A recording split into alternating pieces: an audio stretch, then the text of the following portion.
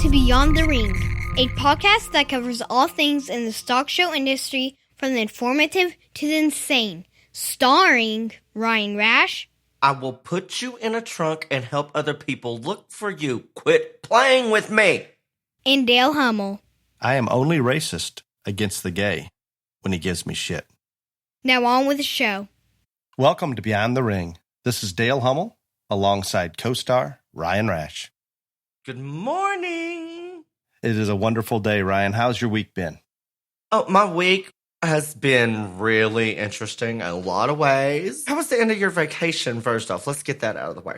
I can discuss some of those things, and I think they're relevant to our current events. When I traveled to Gulf Shores, Alabama, there was absolutely zero social distancing. This intrigued me to the point that we have people from all over the country there, as it's one of the most opened up places in the United States. So I'm noticing no social distancing. Everything seems normal. We do have masks on servers at restaurants, but many of the restaurants absolutely table to table, jam-packed, waiting outside. So I took it upon myself to visit with some of the locals that are working in restaurants and other places there. And to their knowledge, not many of them are getting tested for COVID-19, but at the same time, none of them have noticed anybody getting sick from such. And they claim it's been as busy there the past 3 weeks as it has been in the history of Gulf Shores, certainly as busy as the busiest time last year. So with that said, there's no question the virus has to be present. In my opinion, the locals must be asymptomatic. Obviously, the tourists are going home and you don't know. So there's no doubt there is spreading going on. It is happening. But at the same time, I think because it's such a low percentage of people that it truly affects, it's honestly not on the radar. I was more interested about your plane ride home. We talked about plane rides last time. No, we talked about the plane ride there. We have not yet got to talk about the plane ride home. I can share that experience. And as we're coming home, we flew down on Southwest Airlines, and some of the Southwest flights, and Ryan can maybe attribute to some of his flights how they are, but on the way down, they did skip the middle seat. I don't know if it's intentional or they just didn't have that many passengers sign up for the flight or book that flight, but the middle row was open on our flight down. On the way back, I believe we came back on American Airlines, and we're boarding the plane. We get situated and sat down the plane. It looks like a moderately full flight. As everybody's getting on the plane, just prior to the door closing, all of a sudden you hear a lady speak up and basically start screaming, "What about social distancing? What about social distancing?" She just continued this and even threw in there, "Southwest does social distancing." And very, very upset. And this went on for a few minutes. At one point, while she was still screaming this, a flight attendant tried to address her, and she, for the most part, ignored it and continued to say as loud as she could, "What about social distancing?" Eventually, she calms down. The flight attendants move some people around in the back of the plane so they can get her a seat so there's not somebody sitting beside her. What was more intriguing to me than the person being concerned about social distancing is that the passengers around me and others, you could hear them saying, "Lady, this is an airplane. It doesn't happen on an airplane. If you don't feel comfortable, get off the airplane." And that seemed to be the overwhelming majority. Again, these are people traveling, so they're probably not as concerned about COVID-19 as maybe the average person in the population. But there is a divide between those that are concerned about it and those that aren't, more than I've ever seen. I am just the most upset because, I travel more than almost any person I know. I never get any of this fun stuff to happen on my airplane flights. I've gone to all these major cities. I don't get to see any riders, any looters, anything. This is just a big buzzkill for me because, I would like to get in on some of this action. I've had 3 flights. We had a connecting flight on the way back, 3 or 4 flights here in the last few months, and I get to see all this. And I guess it's entertaining, but it's really odd to me, just what's going on. And the other odd fact, and I'm sure, Ryan, you could tell me more about it, I go to Chicago O'Hare usually, and we talked about this in other episodes, and it's been pretty well empty, starting to pick up a little bit now. But I've noticed from one airport to another, Pensacola, Florida, completely empty. Not hardly a person in the airport. We show up at Charleston, North Carolina, as jam-packed as I've ever seen an airport. It seems like they're either completely vacant or more crowded than I've ever seen. No, you're exactly right on that. And like, I don't know how that works other than, like, I can tell you back before Miss Rona, there was 5 or 6 flights a day from IAH direct into Indy. Now there is none. They're all rerouted either through Chicago or Denver. And so I've flown like every week here lately. Either on my way there or on my way back, I have gone through Denver every time. And the Denver airport is like nothing has ever happened. It is wall-to-wall people. DFW, not really packed. Houston, IAH, looks like a ghost town. So I don't get it. I don't understand why it is that way, but you are right that that's how they are. I think there's obviously fewer flights, and they're routing them through specific hubs, and it's really crowding those hubs where now they're and it's pulling away from some of the other airports other than those 1 or 2 flights going in a day. But it is interesting. I'm not sure how that's all going to level out, but hopefully it does appear as I'm trying to book flights. It's difficult to get flights booked, especially direct flights. But hopefully we'll get more flights online and it'll become more normal each day.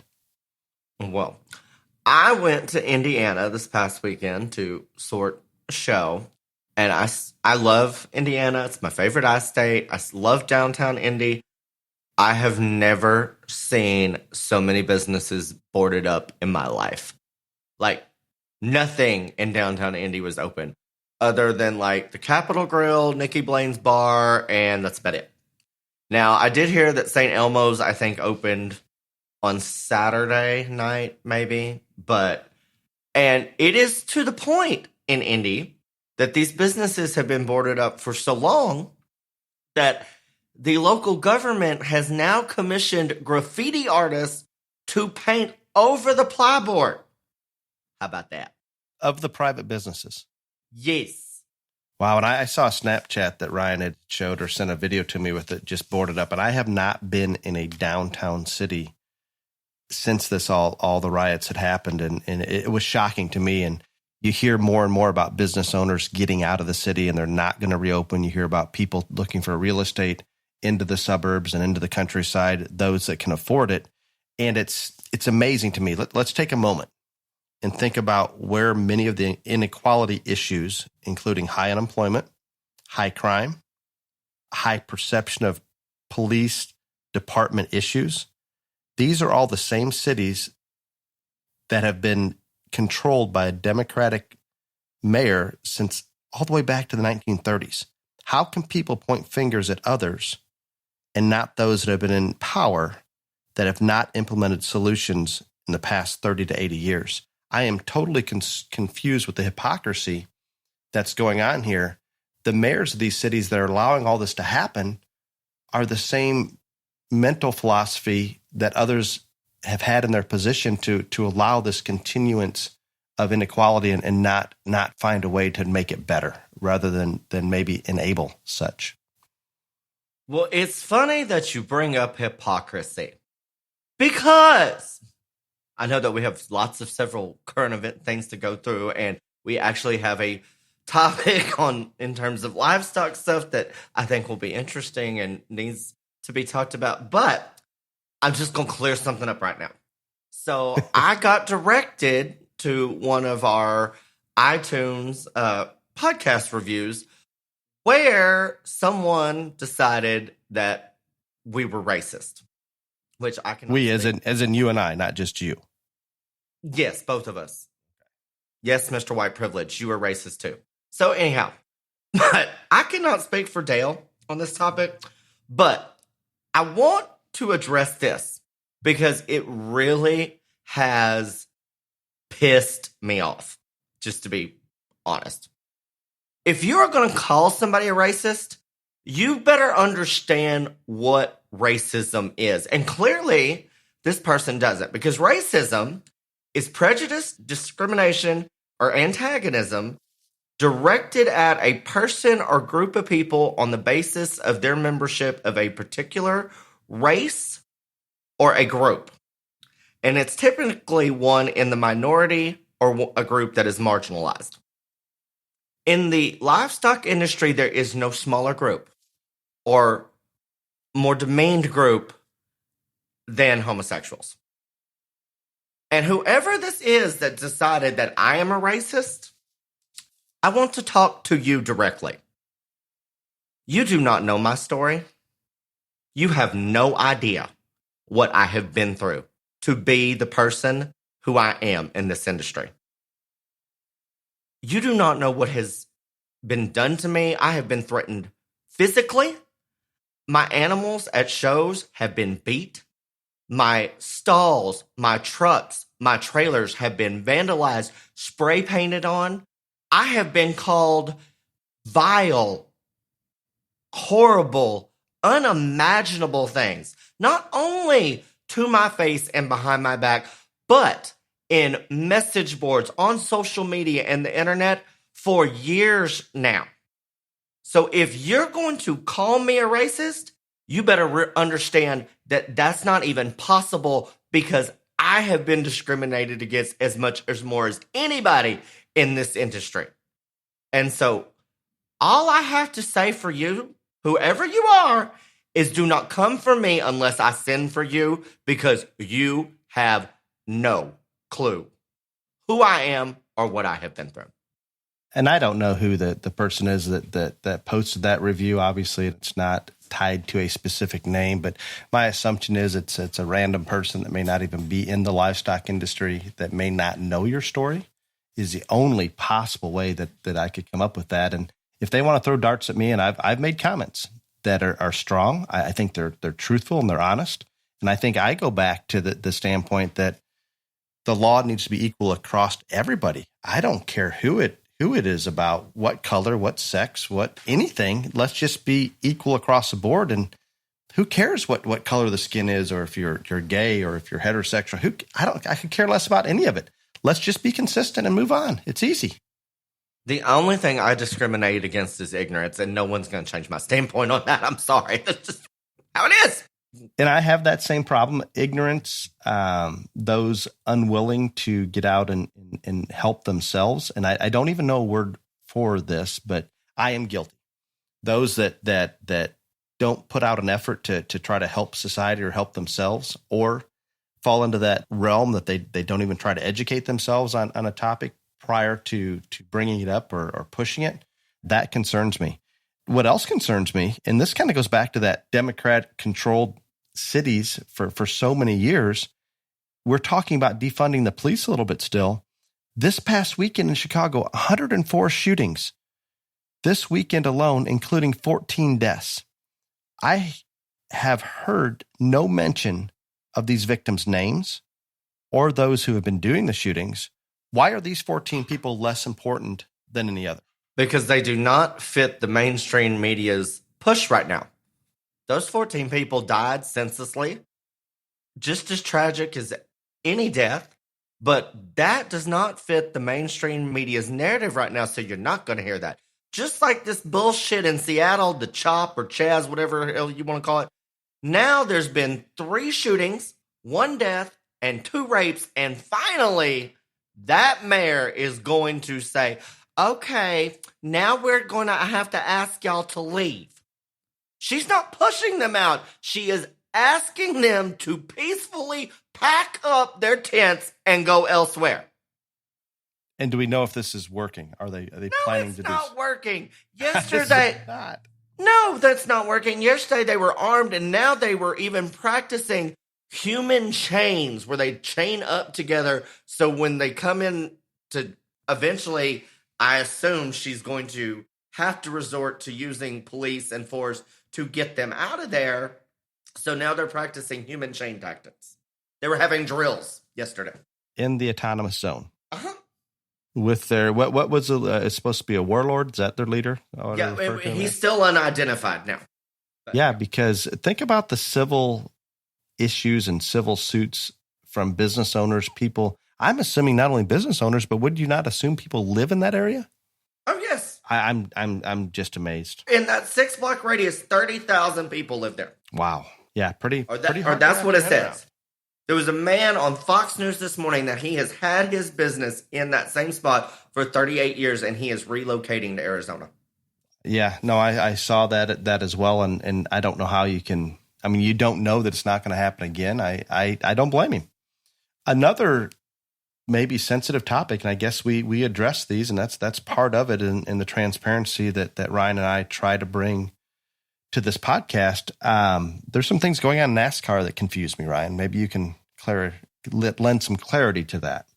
Well, so Bubba Wallace at whatever NASCAR race he was at last weekend, he goes into his garage and he sees this rope hanging there that he claims is a noose and was planted there as a hate crime, which at the time there were several people, even on mainstream media, and of course not CNN or MSNBC, but there were media outlets that, because there was no pictures of it or anything like this, they questioned the story, which I think that just further fed into it. So everyone rallies behind him and they have this moment of solidarity and all this. And it was very touching and very moving, and it made huge headlines. Well, because of all this, the FBI goes down there to investigate. And in a couple of days, they figure out that it is not a noose. It is a garage door pulley. They have video evidence that show that in October 2019, this same garage door pulley was in the same location in this garage. And that all the other garages at this location of this NASCAR race have them as well. So my thing is, I get that right now everybody's stirred up and tensions are high, and Bubba Wallace could have made a mistake. And if he thought it was news, I get that. After the FBI investigates this and shows you the evidence, this morning, this man is still on the news claiming that this is a hate crime and it was a noose and that he's right and the FBI is wrong. Now, this does no good for anyone. Anyone. People make mistakes. We all have moments of paranoia. I will be the first to admit it. But this is why this country is at the point it is. It's because of stuff like this right here. I can accept where we're at in terms of everybody being hypersensitive, and this is a perfect example of that. And I'm a little bit fearful we're going to stay in this tense mode or this sensitivity mode for quite a while. And I appreciate everybody getting behind Bubba and supporting him. Moment. Under the presumption that there was a noose hanging in the garage. And amen, and God bless America. Yeah, no, that's great. And I think people are that way in general. That's good. But sometimes we are becoming hypersensitive, and that's troubling. And there is nothing wrong with this man making a mistake because of being hypersensitive and this where we're at right now and the pulse of everything. There's nothing wrong. But when the FBI concludes its investigation, and you know that they went to him probably very soon after it's over to give him the facts and the evidence of all this, why can he not just come out and say, you know what? I made a mistake. I'm sorry for it.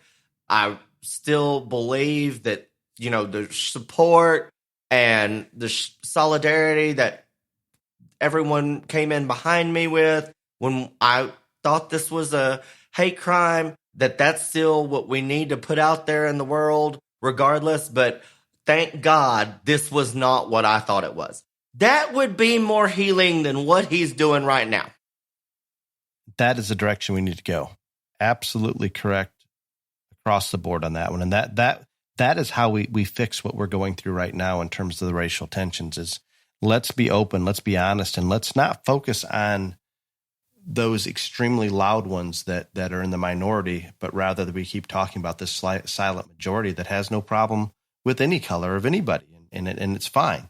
But oftentimes it's not taken that way, and maybe we need to speak up a little bit more. And then the other thing, and I know this is getting too long, but that's fine. I do not understand why, again, what happened to George Floyd was absolutely horrific. It should never happen. There needs to be police reform. There need to be steps made to weed out the bad apples in all industries, not just the police force, but first and foremost, the police force. That man has been arrested, has been charged. He's awaiting trial. And I remember when we were, this was fresh. And I was like, after they arrest him, until the trial happens, and God, I hope that family gets justice. I do. But what's next? Now what's next is we're going to tear down every statue and monument in America for some reason. Now look, the reason America is the greatest country in the world is because it was founded by people that wanted a better way of life for not just them, but for everyone that came to this country. And no one in America is perfect. No one. The people, our founding fathers, these statues, these monuments that are made of these people, they are not perfect. But you cannot go back and erase history and rewrite it and tear down monuments because you're mad over something that's happening right now. The reason America is great is because we learn from our history and the mistakes of the past. And we continue to grow and do better. But when you wipe out history, the future generations can't learn from it. This is insanity. I'm not saying we have to agree that these people were perfect. Put a plaque up there with the good, the bad, and the ugly about that person. That's fine. Let everyone know the whole truth about these people. But they also did some very unique things that helped America become what we are today. And you cannot rewrite history, because if you do, we are destined to make the same mistakes again. No question. When we don't learn from history, we repeat history. It's been proven for as far back as record of time in history, and it's something we all need to look at, and let's learn from history. And Ryan, it couldn't have been stated any better than right there, and it's confusing to me. So anyway, glad I got all that off my chest. Wonderful. We're going to move on to a livestock topic, and before we do so, I wanted to visit with Ryan. I think he judged the state Texas Hereford show past weekend. Is that Dale is trying to get back at me for his plane rides. I would not do that. Of course you wouldn't. So anyway, yeah, I'll did your mother approve of how you sorted cattle? Okay, Dale, this is about me now. Hush, sit down and listen to the story. So 2 weeks ago, my parents accompanied me to the state Hereford show. Judged the show. They stayed a whole nother day. I flew off to judge another event. And last night, I'm over at my parents' house having family dinner, and I am going to judge the World Longhorn Show this week, among other things. And Cherie is sitting there, and she says, "Ryan, at the State Hereford Show, you did not walk down the front of those cattle and study their front ends and their feet." And I said, "Okay, yes." She said, "Well, you're fixing to judge that really big Longhorn show, and I think that's something that you need to do because it's extremely important. And I'm sure it was just an oversight on your part, but I strongly encourage you to do that when you judge that show this week." So I took 10 deep breaths, and then I said, "Well, Mom, I agree that front ends and structure are really important, but, I stood there at the gate, and I watched every single animal walk in, and I studied their front end, and you can actually study structure and feet better in motion than you can stopped. So I pay a whole lot of attention to those two areas of judging. And so I think I'm all right. Nope. You need to do as I'm telling you. It's very important and you're overlooking it. Heard ya, Cherie. Sure did. Now, I'd like to defend Cherie. She has probably put on as many shows and been to as many shows as anybody in the country. So maybe you should take weight in what she's trying to guide. She's trying to help you. Dale, Cherie's never been asked to sort but one show in her life. She got asked to judge showmanship at a Sembra event down in the very depths of South Texas.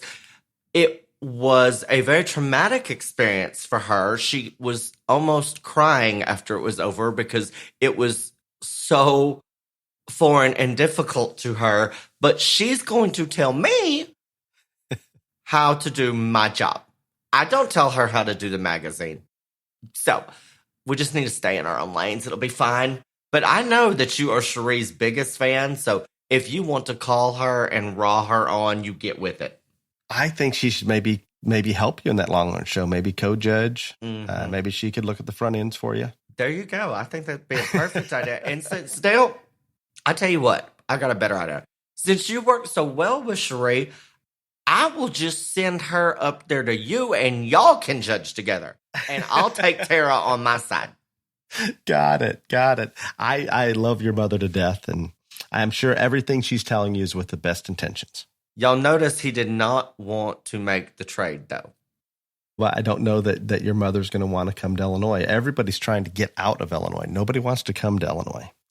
Well, I'm telling you, I bet I will find people to find the way to throw a show if you and Cherie want to. We might do that. Onward to the topic. This episode is hair or no hair. This topic seems to get a lot of attention whenever it's popped up into social media or people are visiting about it. And we're talking about whether we show steers and hair, we show them slicked, or we show commercial does or weather dams and hair, or any species. And we can even go back and talk about the days that they actually had butt wool on market wethers, lambs, that is. So that has been around. There's been controversy around it. Some shows implement certain rules, and it's gone a lot of different directions. Hopefully, Ryan and I can openly discuss the pros and cons and maybe shed some light on this. And I don't know that there's going to be an absolute right answer, but let's jump right in and talk about steers. Ryan, what are some of the reasons you think that Texas implemented the slick steer shows at some of the majors or most of the majors? Well, there was one reason. They thought that it was going to make a more even playing field. It absolutely, positively did not do that whatsoever at all. It completely went the opposite direction. In fact, the people that were serious and competitive, it made them even more victorious and successful in their quest. And so, but that was the reason, because they felt that there were too many people that hired fitters that clipped them and fit them at shows, and that if we just slick sheared them, that everybody would have an equal chance. And again, it completely backfired in every way. But the reason that we still have it and it's still here is because it did do a lot of things for those shows that they don't want to talk about that made their life a lot easier. For instance, when you slick sheared them, you didn't need blow dryers or trim chutes or generators or clippers or any of those things. So not only did it make it a lot cheaper for those shows in terms of an electricity bill, but also the fire marshal wasn't on them for all these trim chutes being, in the aisles, and there's not as much cleanup or because there's no paint, there's no glue, there's no mess. So everything about slick shearing steers from a show management perspective is a lot easier. And I know this is the fact because the shows that my mother put on, when we would go to different venues and talk to them about prices, they would tell us that they would knock off a considerable amount of the fee to use that facility if we would just make it blow and show.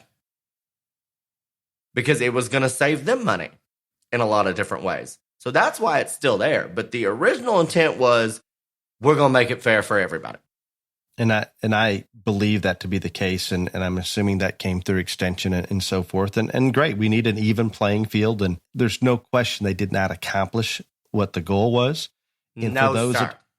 that haven't been to, say, Houston or San Antonio, it's different than the rest of the world. We usually have plenty of space to set up a chute and blowers and all those type of all the equipment we need to fit an animal the way we are normally doing so here in the north.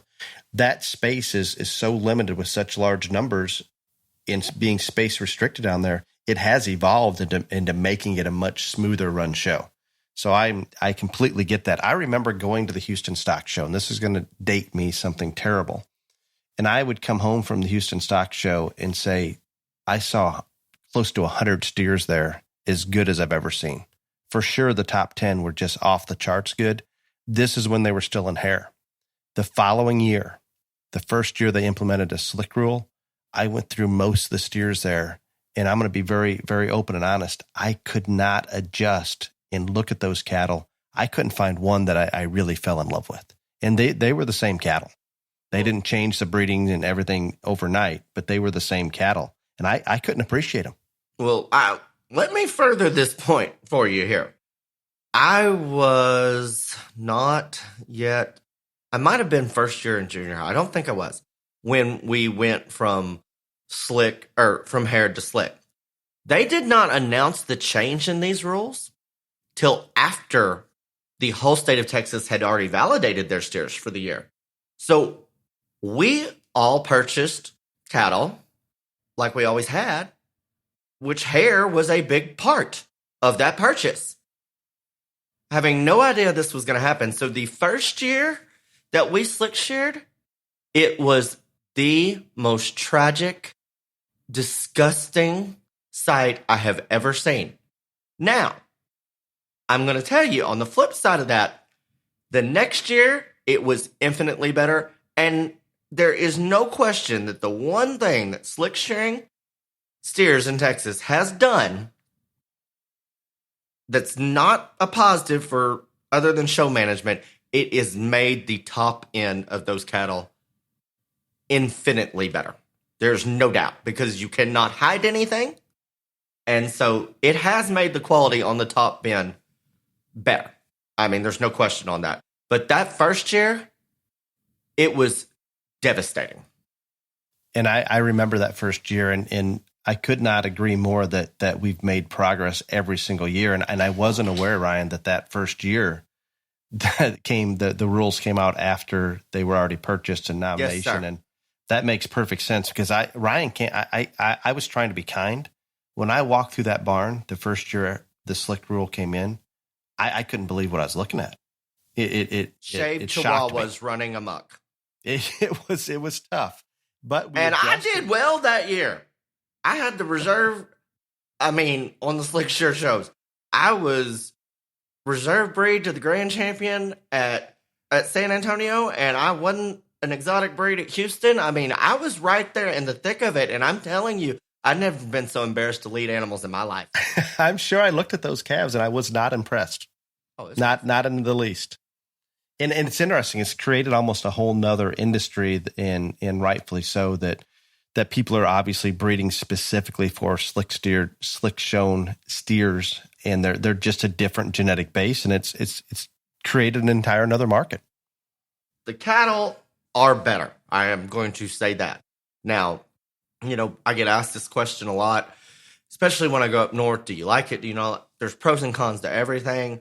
Why I think that there has been more emphasis on structure and making them just better all the way around, because we have no hair to hide anything. I think that the kids in Texas have lost a great deal in terms of the fact that not only are every show except for one of our majors slick sheared, the majority of the jackpot shows are now blow and go. So, and all of the heifer shows except for one are blow and go. So kids are not learning how to fit and glue cattle and clip cattle like they used to. And that was a really big part of it. And it still is a big part of it for states other than Texas. And so I think that we are missing out on that if you are a Texas exhibitor. And, if you are passionate about this industry, you're going to learn it anyway. But the masses, so much not anymore. There's a lot of people, and especially when it first started, it's gotten better over the years, that they bought their steer, turned it out, fed it, and until about a month before the show, because they knew they weren't going to have hair anyway, they didn't do anything with it. And again, that just made that divide between the people that were going to be competitive, whether it was hair or slick, even greater. Because I promise you, and anybody that has worked on skin and hair on a pig or goat or sheep will testify to this. It is harder to make skin and hair immaculate on an animal that has to be slick shorn than it is one that can have 8 inches of shag all around its body. I promise you it is. And with that fact, think about the culture outside of Texas. That's a big draw for a lot of these youth to come into it because they enjoy working that hair. They enjoy learning how to fit. And if we stop and think about this, and Ryan often refers to it, we're basically dragging a bunch of circus animals out into a ring. And this is about building kids and not necessarily that specific animal type. If working hair, learning how to fit, all of those types of activities contribute to those youth spending more time in the barn and building responsibility and building work ethic, all of the qualities that we talk about so often, there's definitely a case on both sides of it. And I think you can argue both sides. And I think it's healthy that some shows are slicked and some shows aren't. I would be disappointed if it went all one direction. No, but I am going to say this, and I agree. It doesn't matter what it is or what you do. There's pros and cons to every rule or, every industry. But I do think that 2 years, Oklahoma, of course, this year with Rona and everything, it didn't happen. But I know at least 1 year, maybe 2, but I think maybe just 1, Oklahoma had a slick-shirred show after OYE. Louisiana, their state fair is haired, but the show in Baton Rouge is slick.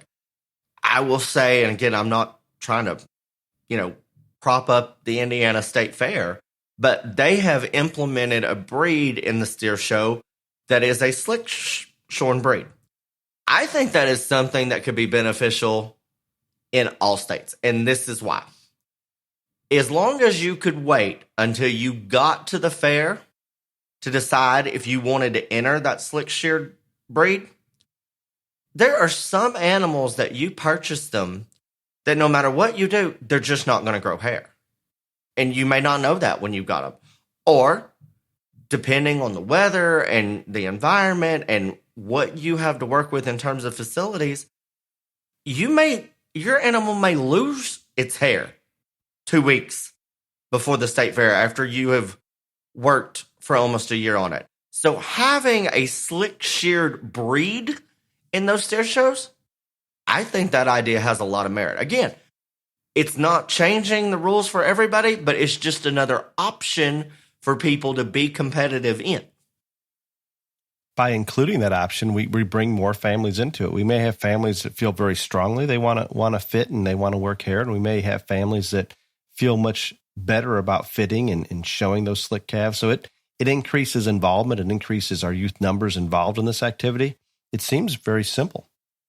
I mean, like I said, I think it is a very, very, very good idea for all of those state fairs to implement a breed like that, because you have options, and I do think that you will get participation from some people that think, hey, I don't have a cooler, I can't grow hair like X, Y, and Z. But if they had an option to play in the slick shear deal in a breed, they might reconsider it and put one on feed. I believe that to be true, and it's interesting. I'm going to bring up another topic relative to this. For some of the steer judges that end up getting asked or the privilege to judge a steer show at one of the Texas majors outside of Fort Worth, where they are slick shorn steers, let's say a northern judge goes down there and they haven't been exposed to those slick cattle before, I can assure you, and I'm sure they aren't going to talk about it, but when they step into that ring in that first class and they've never sorted slick steers before, it's a culture shock. No question. we talk about honesty and transparency. I'm just fixing to be real honest with everyone. I don't care who you are, how talented you are, how many times you have seen a slick sheared show, judged a slick sheared show. It does not matter, because I have been involved since we made the change to slick sheared steers in Texas. And I promise you, the first slick sheared steer show I go to every year, after doing this for years and years and years, feeding them, clipping them, all that, it still takes me about 30 minutes when we get in that barn for my eye to get adjusted. And that is just the God's honest truth. And anybody that doesn't say that is, I'm going to say they're not being very honest with themselves. That's just real. And a lot of times, and we can relate it to any species, we all think we can look through this hair, and maybe we can to a certain degree. But I promise you, some of these calves that we're winning some of these hair shows with, that they say, oh, he'd be a great slicked as well. We actually peel that hair off of there. Watch out, guys. We can do more with hair than what I can put into words. And it's pretty incredible.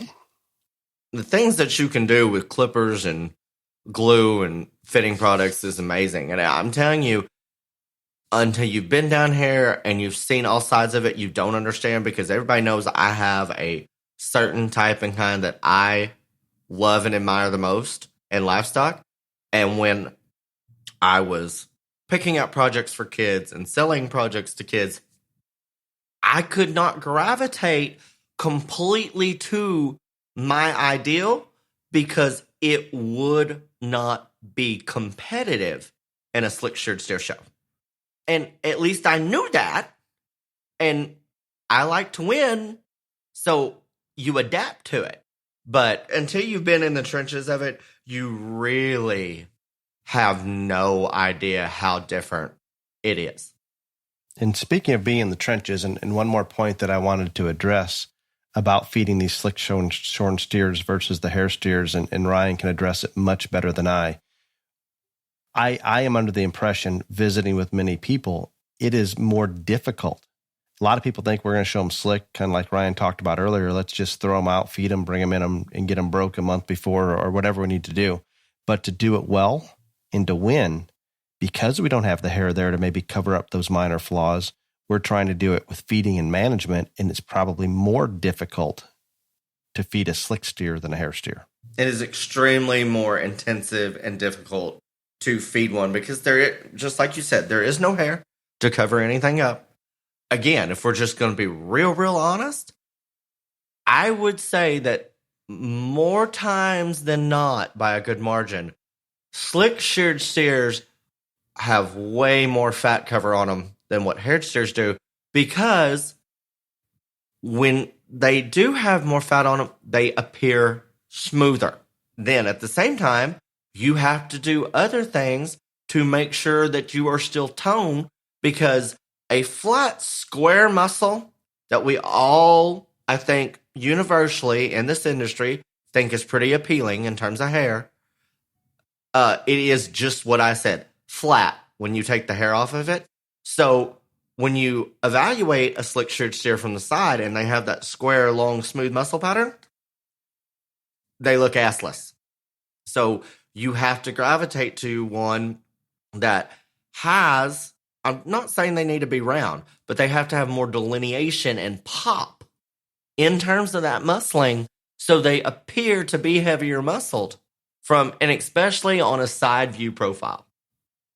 And so again, it is way more difficult, way more intensive to feed one of those things.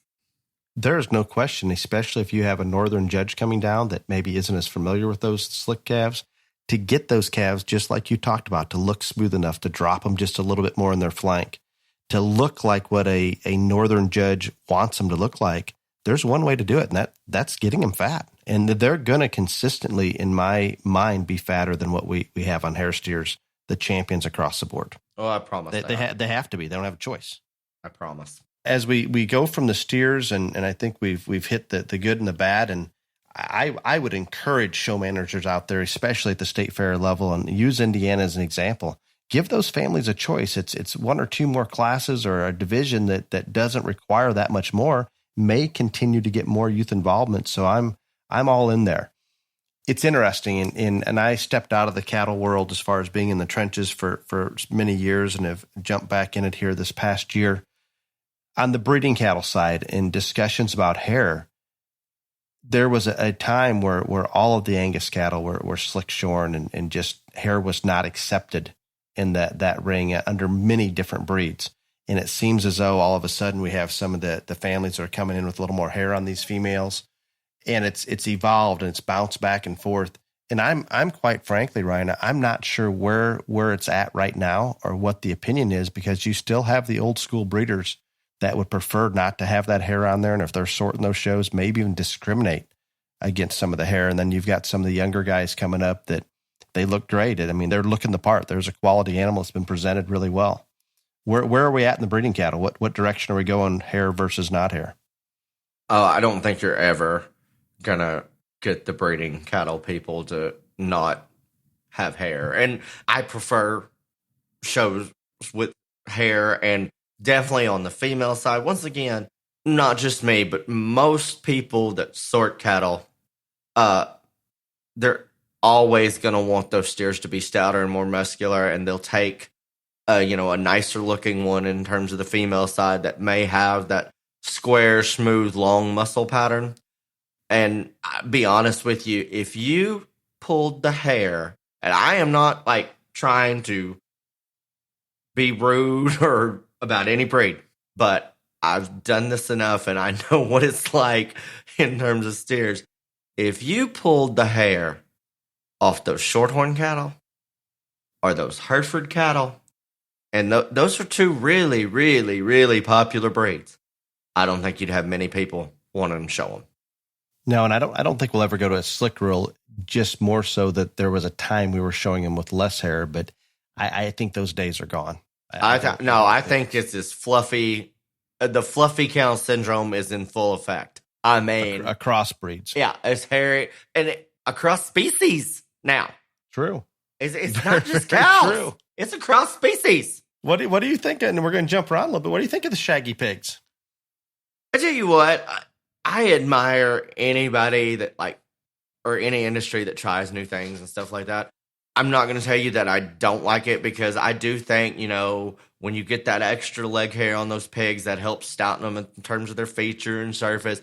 I don't mind them being a little hairier in terms of their body, because once again, you can create some angles and do some things. I think just like anything in this world, when we go way far out there on extremes, it's probably not going to be beneficial all the times.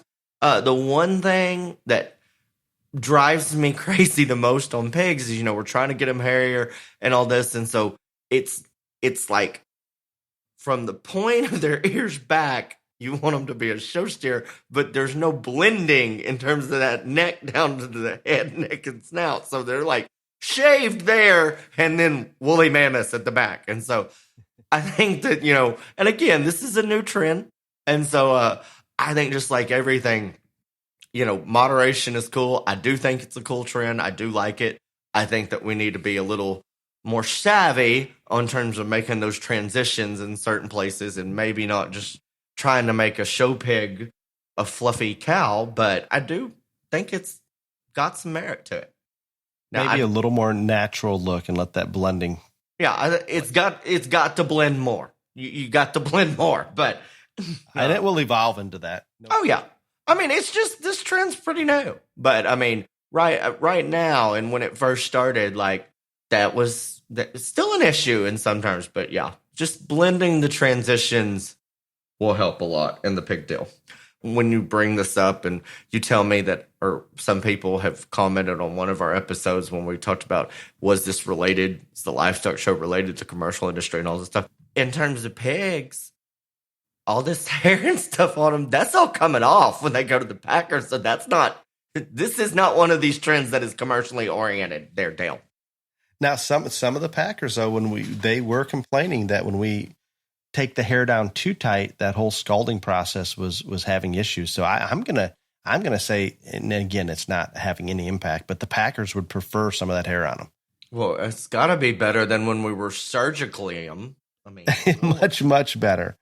I'm going to go backwards just a little bit back to the breeding cattle, and we're talking about hair, and we already talked about this in the steers, but without hair, it's going to bring out the flaws. Maybe we can make better cattle per se, but we can also make better cattle that have hair, and we've selected for cattle that are going to look good in that. But the one thing that you brought up, and I've had this issue for many years, especially as a judging coach, when you talk about a longer or squarer muscle versus a rounder muscle or more delineation, to me, a flatter muscle or a longer muscle is nothing more than lighter muscled. We're attaching proportionally at the same spot on the skeleton, and it's not shorter or longer unless that animal is shorter or taller, but rather it's lighter muscled or heavier muscled. And sometimes we, in my mind, make excuses that, well, this is a longer, smoother muscled heifer. Well, she is, but she's at the same time, she's just lighter muscled. There's no debating that, Ryan. Does muscle attach at different parts of the skeleton? No, I'm not saying that, but I don't know if I can go with you there completely. Give me smoother. What do you mean by smoother? I'm just talking about roundness versus squareness is a real thing. Whether you want to, it is. It's how the skeleton's laid out, and it's a matter of whether they're heavier muscled or lighter muscled. That's it. It's simple. Dale, I can't go there with you completely. It's biological. It's easy. We can continue to pretend. Let's talk about this long feminine muscle pattern. No, that's crap. Here's a lighter muscled heifer. If you want to use a lighter muscled Dale, heifer, I think you're off your meds a little bit. No, and I'm not saying use heavier muscled females or not use them. I'm just saying call it what it is.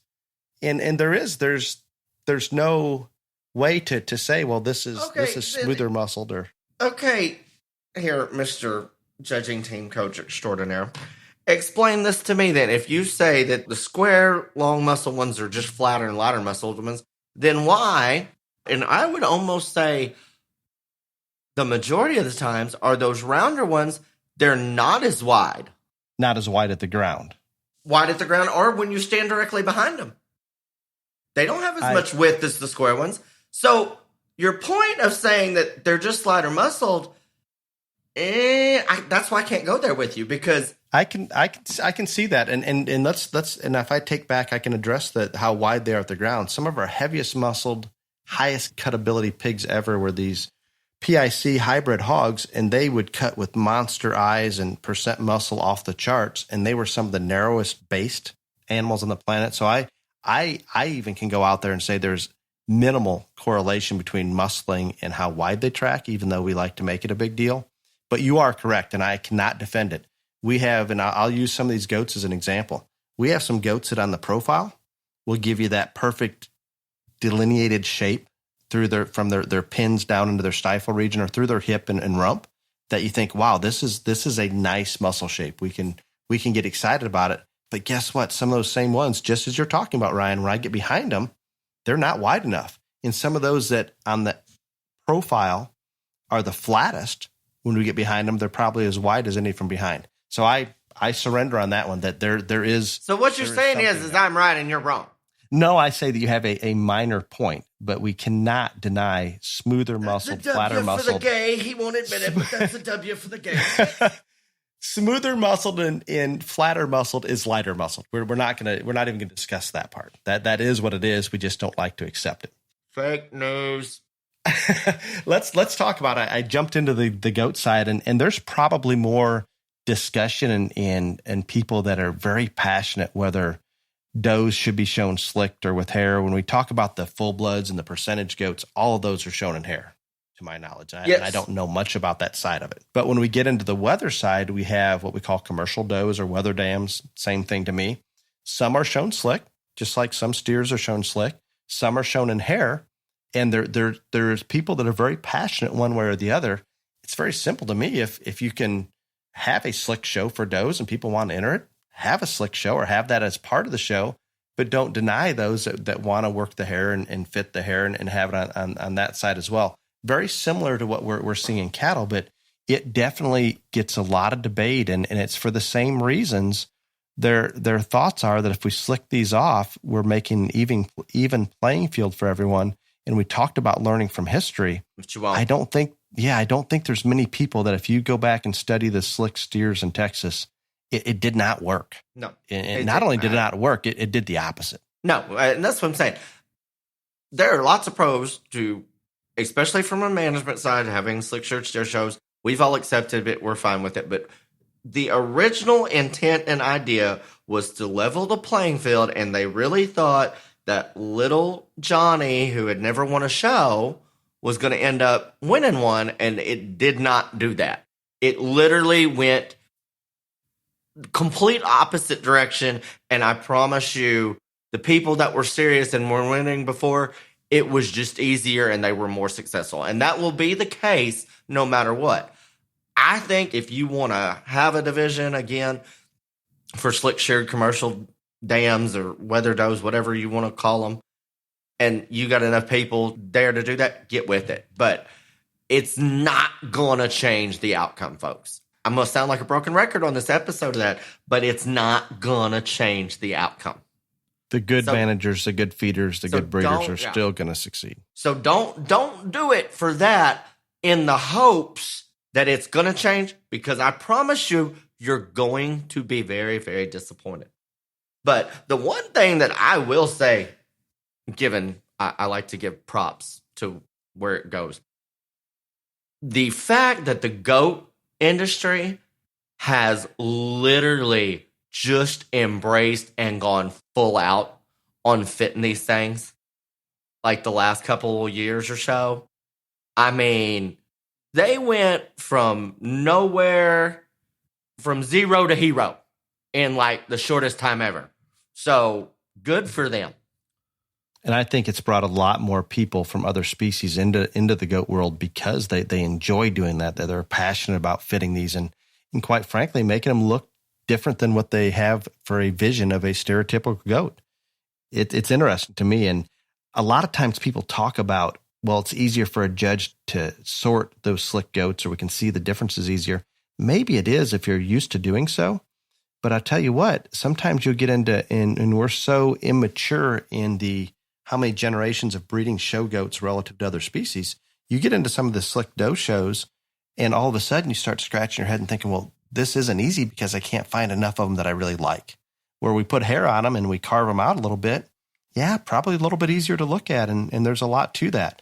Which brings me to the topic that we get asked many times, and sometimes I'll post a picture up on social media with a doe that our manager Craig's as good as there is at getting those does carved out, and we're capable of getting a good picture of them. And trust me, any sale goat that we ever have, those goats have been washed one time. They go to the wash rack, they go to the clipping stand, and they go to the picture stand. So we're not working the hair at all prior to those pictures, but some genetically just have more, and it works. But we'll put a picture up there and we'll have a comment that, well, what's that one look like without hair? Or why don't you slick that one off? And to me, it's very simple that the wethers that we sell, the prospect wethers, all the wethers for the most part, not every show, but every major show, national show, and state fair are shown slick shorn. We leave the leg hair below the knee and hair below the rear hock, but the rest of it is slick shorn. And that is how we sell those prospect wethers. We sell them slick shorn. We sell the does fitted, clipped out, just like they would at a state or national show. And it's confusing to me. And everybody says, well, how do we have more success in our online sales, or how do we present them better? What do we need to do? Just look at how those buyers are going to be exhibiting them and do the same thing. It doesn't seem that complicated, yet there seems to be quite a bit of controversy. And I get it. We're seeing a lot of wethers that are blocked out and in full hair that are going online sales. Some sell well, some don't.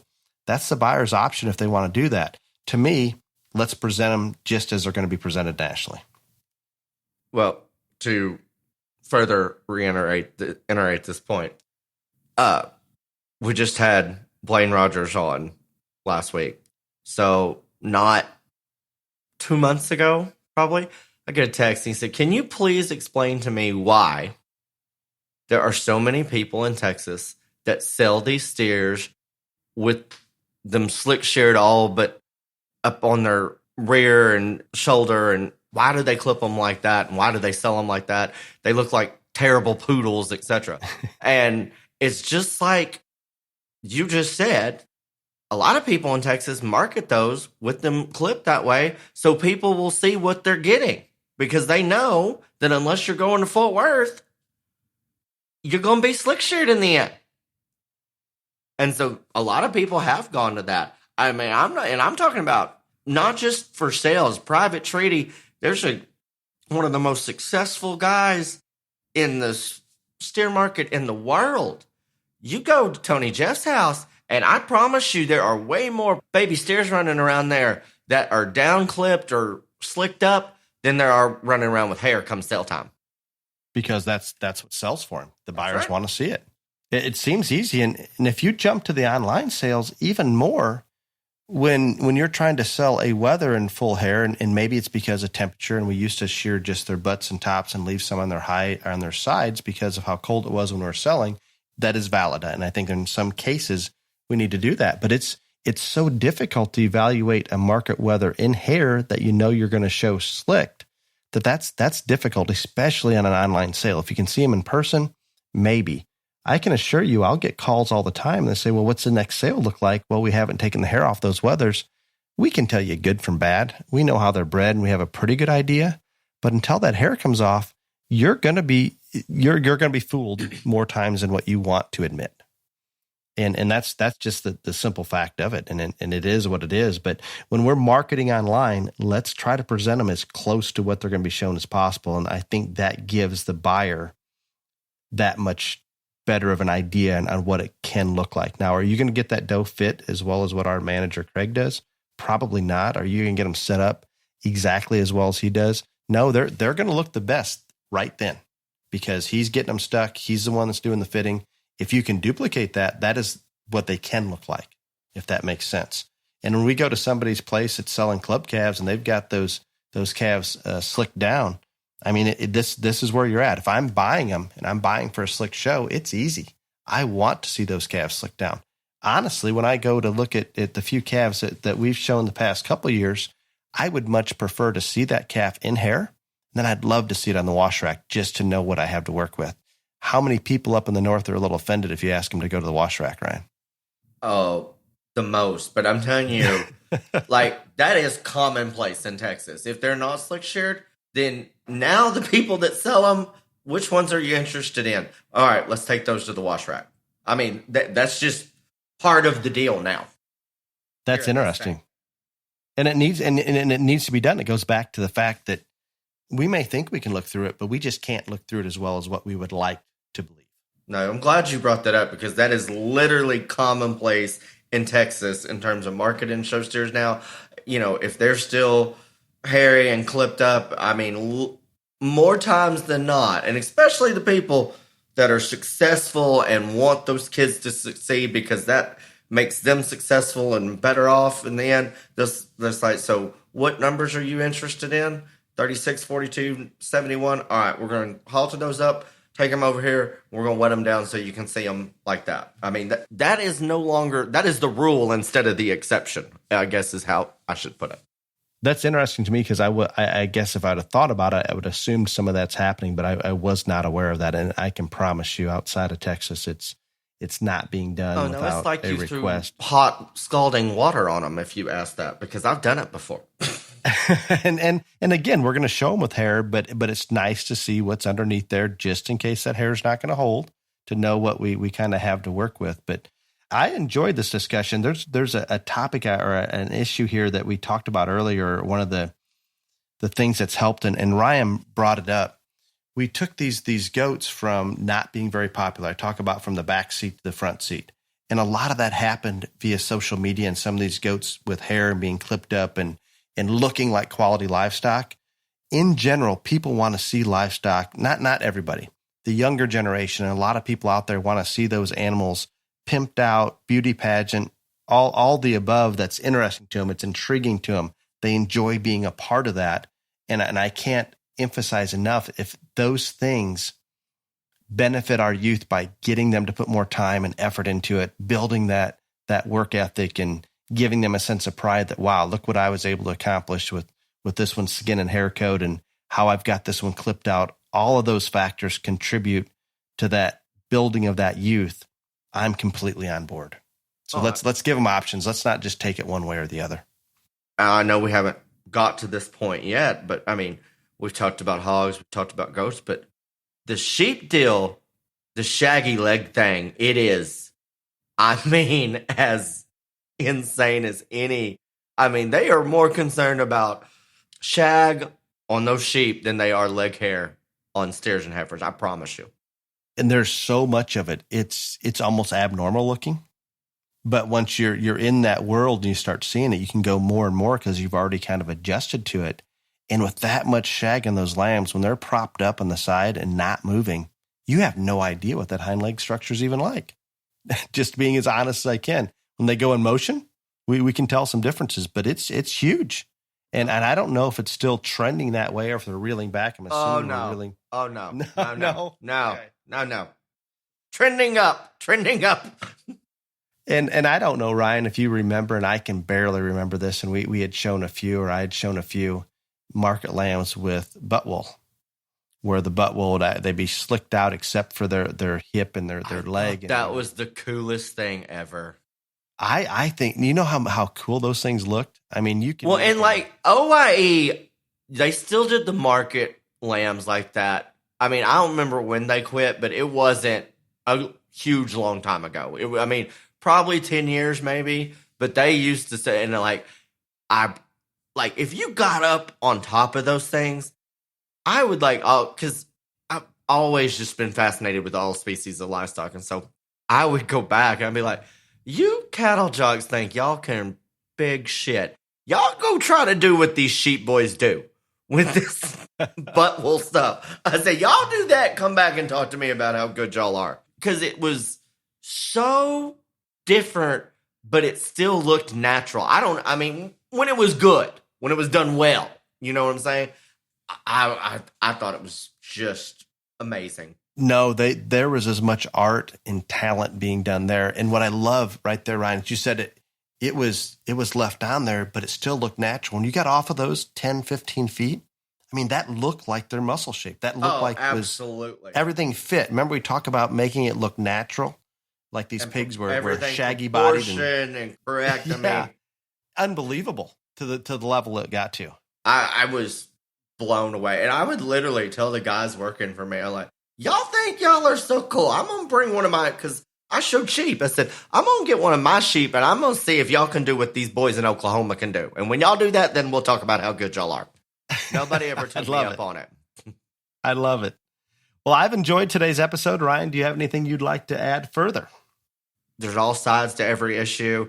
I think the more that we can do that keeps kids in the barn, working those animals, spending more time with them, because not only is it keeping them from rioting and looting and shenanigans, but it keeps them there in a family environment and stuff like that. I think it's great. Again, we are going to, and this is kind of all trending up in the small animal species more than ever before. And that's good. Just like everything else, I worry that sometimes we're going to take it so far that we're going to have to reel it back in. But again, it's exciting to see. And I just like that no matter how competitive we get in this industry, someone's always trying to find a way or a new trend to become even more competitive. And that's what keeps us alive, and that's what keeps us going in this industry. So that part, I say, attaboy and girl too. And there's no question, because of the competitive nature, those things will continue to happen. It's interesting how we think we're finally at a settling spot within species or where we're going to be, but guess what? We're going to keep going. Oh, absolutely. Well, to all of our listeners out there, I appreciate you allowing Ryan and I into your life once a week. Until next week, be safe. See y'all next week.